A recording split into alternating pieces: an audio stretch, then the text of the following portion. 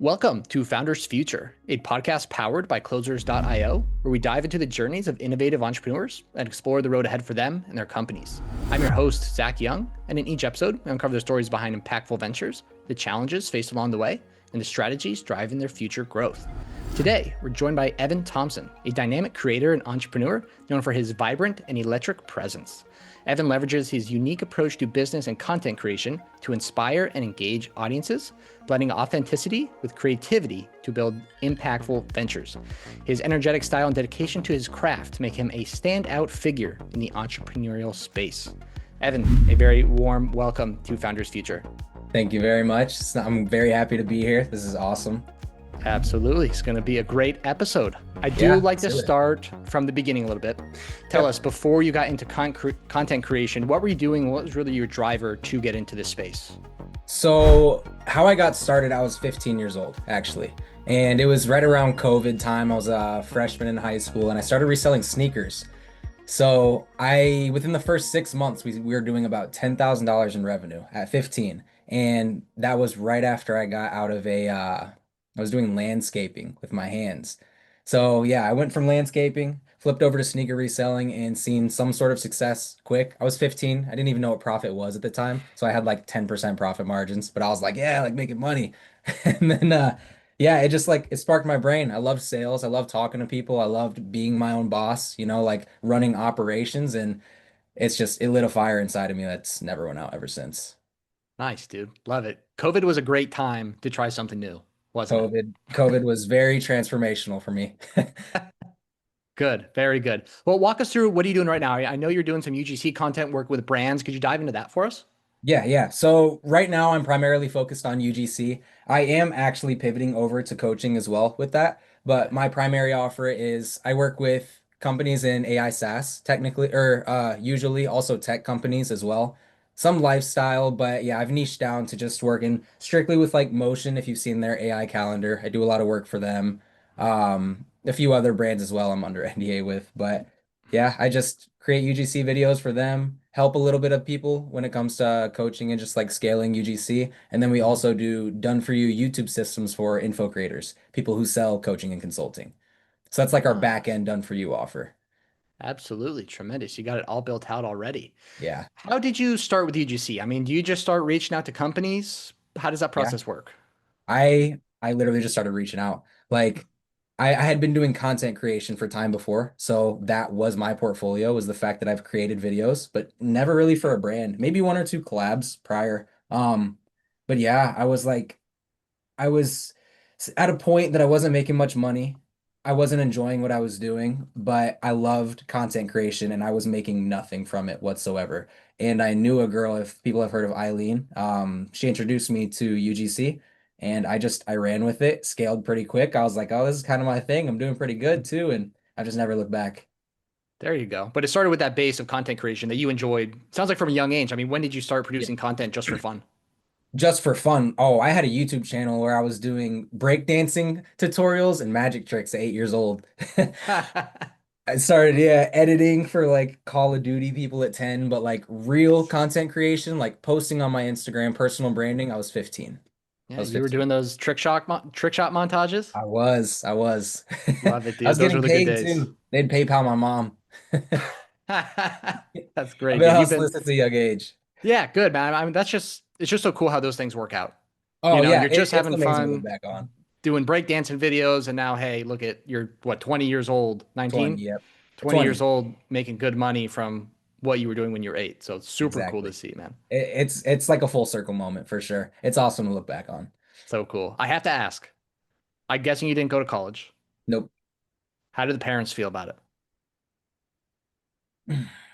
They weren't thrilled, but they were accepting and they were supportive because like I have an older brother. I have one sibling, it's older brother. He's like top 1% academic, like scholarship through GPA, 4.3 throughout high school. And then you got me, who was like C's and D's.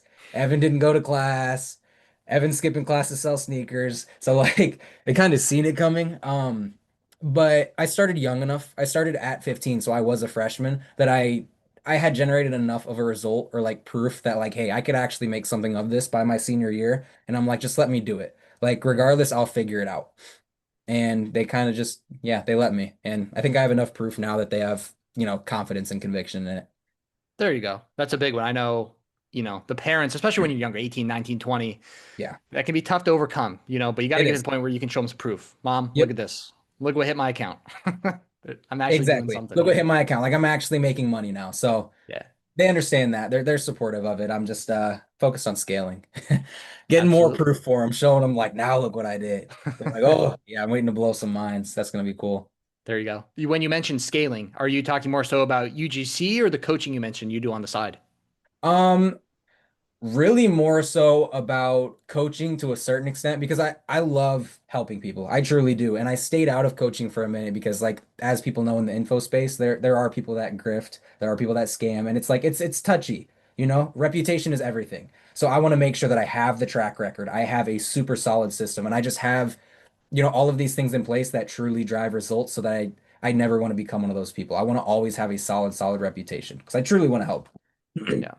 But yeah, anyway, scaling up the coaching just a bit to be a walking track record of myself on top of my clients for my done for you service. Because the done for you service is really where like the money comes from. Like I make good money. I make we're with UGC, I average about 15K a month at the moment. Not at Which all. is like a lot of people want to get there, which is why I want to help people get to 5, 10K a month. And I just want to keep it about there because anything past you do get very bottlenecked when it comes to production considering UGC is your face for the most part. Mhm. So that just makes it tough from a business perspective, trying to scale and hit bigger numbers. But I mean, business is all about kind of finding that balance. Acquisition gets bottlenecked, you fix it. Fulfillment gets bottlenecked, you fix it. So I'm just figuring things out as I go, to be honest. Still 20. Absolutely. You Ah, know, that's life. that's Issues life, are always going right? to pop up. Absolutely. Walk us through your done for you service Yeah. that you do for businesses. Very interesting. So it's for info creators. It's for people if you're selling coaching, consulting, all of that. Again, I said like there are people in the space that are like shaky. So that's one thing that I do prior is I research the person, make sure it's a solid offer, good, just good reputation. But we do everything for their YouTube system. So ideation, scripting, we will fly out to them depending on what package it is, but we'll travel to them. Production, post-production, we do the thumbnail, we do the copy, we build your funnel. We track all your calls that we book for you, and then we actually put sales teams in place if you need setters, closers, things of that nature. But typically, people with info offers have setters, closers. They just need the actual call volume. So we Yeah. focus on a complete done for you system where you pay us base retainer, a little bit of performance, so that we have that incentive to go hit KPI, and you give us maybe 2 hours a month and some change, and everything's done for you. Nice, dude. You're rocking an agency here on the Agency, side with your UGC. agency. Yep.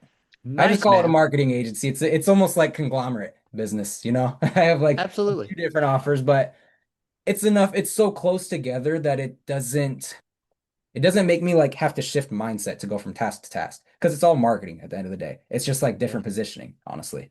absolutely. How So was the agency born? agency was born because I learned that UGC was bottlenecking me. That just UGC itself was bottlenecking me at, okay, again, good numbers. I'm like 5 figures a month minimum. Like you can get to 20K a month and with UGC, even honestly by yourself, really, you should hire an editor, but like you could do it by yourself and be just fine, which is great numbers to people. Again, it was the fact that I really think about I want to hit 50K a month, 100K a month, even past those numbers, and UGC alone will not allow me to do that. So I stopped taking the daily steps of just pursuing UGC. I started pursuing and building something bigger, Hmm. which is the agency plus the UGC. Absolutely. That makes a ton of sense. In the agency side, I mean, you mentioned you fly out to people if necessary. Is it just you on the team, or do you have you built a team around you? I have a team around me of editors and stuff of that nature. I also have a very strong network of people who run agencies, videographers, UGC creators. So production wise, I don't have anybody like on retainer on the team, but I have connections I can use. Primarily it's me. I love to travel, so that's my excuse right there.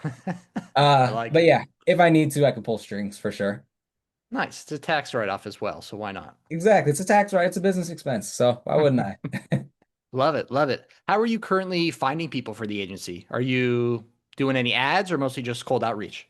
Mostly intentional outreach, just because I work with such a very specific type of people that when I Hmm. was running ads, it just wasn't attracting the right audience. It would hit info creators, but it was getting a lot of unqualified leads.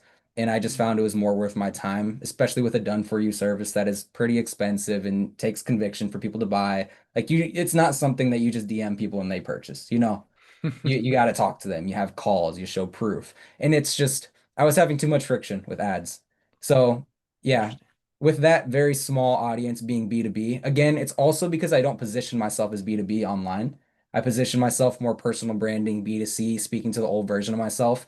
And B2B doesn't want to see that. B2B wants to see you can solve their 100K problem and that you have the stats and the track record and that you stay in the work trenches 24/7. And I don't want to post that and corner myself into social media that way. I want to be fluid. I want to be, if I'm going to post myself, I want to be myself, basically, Hmm. is what it comes down to. So that's Your why, flow, how everything flows with you is so well, how you've set everything up. I got to yeah. commend you for that at 20 years Thank you. I old. appreciate it. A lot of Very, very sleepless cool. nights to get to get it to this point. For sure, a lot of nights questioning everything, but yeah, I love what I do. Absolutely. Sounds like it. Have you Yeah. had any mentors that have kind of guided you along the way? Yeah, I've paid this year, I've paid one person alone probably 20 grand. Just because I do one thing that I preach, or at least I try to preach, maybe I don't do online too much, is if you're not going to college, perfectly fine, there's other routes, but you need to continue your education in some sort of way because people your age are continuing to learn, and if you're not, you are putting yourself at a disadvantage. So, yeah, I really only invest into mentors on the agency side right now, just because that's what I'm looking to scale with is like the actual business operations. I really understand the marketing. I have the resources to learn it. I understand the UGC aspect. It's just it's putting the systems in place that operate you at 100K a month, not 20, not 30, having a COO in place, having a team of editors that's a dozen plus instead of two. And it requires a different mindset, different daily tasks. So Mhm. paying to help speed up that process. Yeah, why not? I mean, you could figure it out on your own. The You question could. is, how many years is that going to take? How many years is that going to take? Or you could just pay and you can get the result. And also, like, you get such a solid connection. Like, my mentor is genuinely my friend. He's literally my friend now. I flew to Miami within the past 2 weeks with him, and I was just with him for a few days, and it was awesome. And like, it was my coach, but now it's like he's my age too, and he operates an agency at 140, 150. They've hit 200K a month, and he's 2 years older than me. Nice. So it's like it's just surrounding yourself with like-minded people, also learning high-level tasks. Like it's just it's awesome. I love it. Absolutely, man. You're living it up. Yeah. Before you started investing at such a young age as well in the coaching, did you feel a little bit of a hurdle to get over? Did you Yes. feel that hesitancy that most people feel? An incredible amount. How'd So you get over much. it? Honestly, I told you about that fire that I had in me.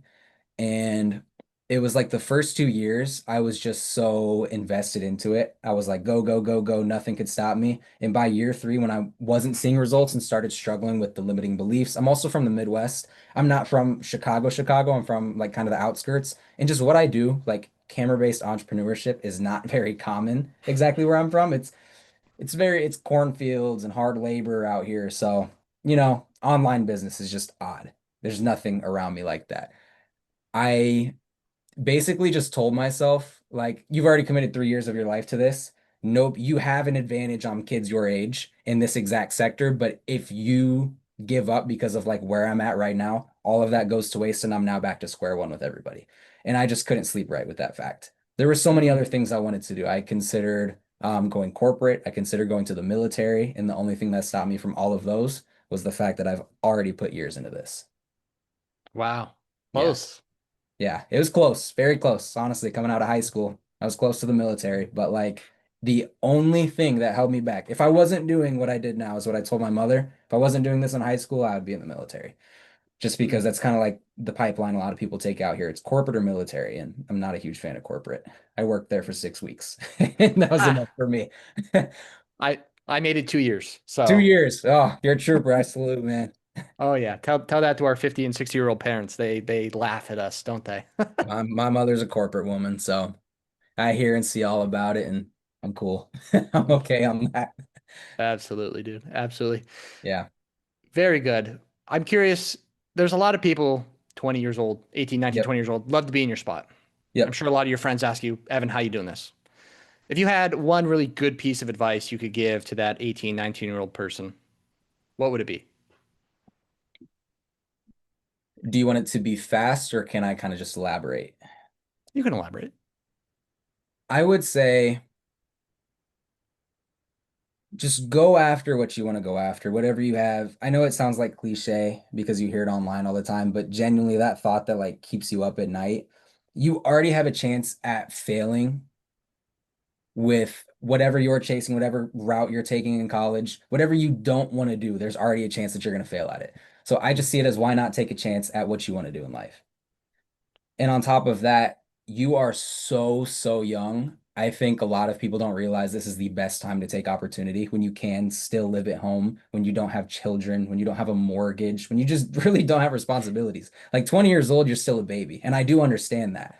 Like I'm a child to a lot of adults because I haven't experienced living by myself. I haven't put children through school. I haven't done any of that. But that's exactly why I believe this is the absolute best time to start anything that you want to try because you don't have any of those responsibilities. And it's just, I can take the risk to sit at home and work 14 hours a day, 7 days a week at something that I love and put away most of the money that I make from it.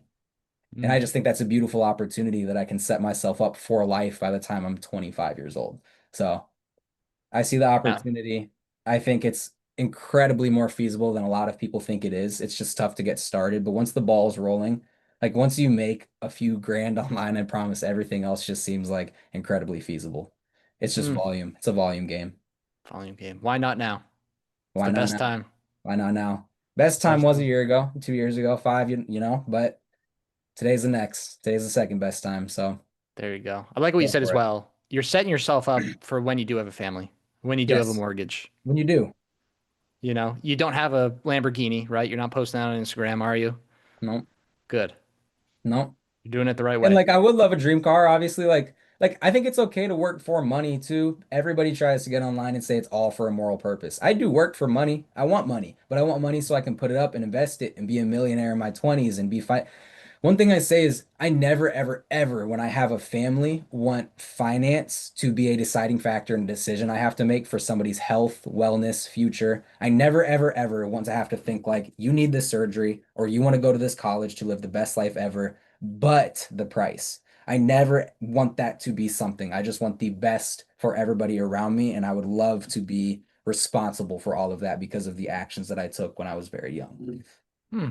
I think So that's good, man. I wish every 20-year-old could have that mindset. We I'd live in a much appreciate it. better world if that were the case. So kudos Yeah. to you, brother. Thank you. I appreciate it, really. Absolutely, man. Evan, such a great episode. Appreciate you sharing your tremendous story. Where can the listeners find you? Where can they connect with you online? Instagram, TikTok at official Evan Thompson, YouTube at official Evan Thompson, and then Twitter is UGC by Evan. Awesome. Evan, thanks so Yeah. much, man. Pleasure having you. Awesome. Thank you so much. I appreciate it. It was a blast. Absolutely. And that will wrap up another inspiring episode of the Founders Feature. To our listeners, if you enjoyed this episode, make sure to connect with Evan on social media at official Evan Thompson. And if you are a business owner, specifically a coach, consultant, or agency owner, and you're looking to scale your business and you really want to enhance your sales and marketing efforts, visit closers.io to hop on a call with our team and discover how we went from 0 to 30 million per year in less than 3 years. Until then, keep on climbing. That is a wrap, Evan. How'd it go, man?